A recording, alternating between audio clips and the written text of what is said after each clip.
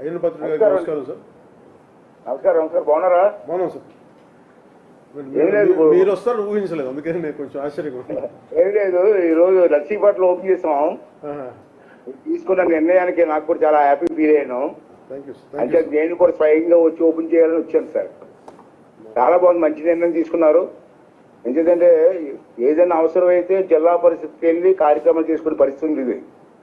ఈరోజు అక్కడికి వెళ్లకుండా సుమారు 77 ప్రాంతాలు ఏర్పాటు చేసి ప్రజలకి వాళ్ళ సమస్యలు చెప్పుకోవడానికి, పరిష్కారం చేయడానికి మంచి అవకాశం ఇచ్చారు సార్. చాలా థ్యాంక్స్ సార్. నేను చాలా ధన్యవాదాలు తెలియజేస్తున్నాను. యాజ్ అ స్పీకర్గా మీరు చేసిన నిర్ణయానికి చాలా థ్యాంక్స్ అండి. అలాగే అధికారులు కూడా ప్రమోషన్స్ ఇప్పటి నుంచి పంచాయతీరాజ్లో BDOs ఉన్నప్పుడు, సముద్రం ఉన్నప్పుడు ప్రమోషన్లు వచ్చాయి సార్. అప్పటి నుంచి ప్రమోషన్లే లేవు. మళ్ళీ మీ దయ వల్ల, మీ చొరవ వల్ల ప్రమోషన్లు వచ్చాయి.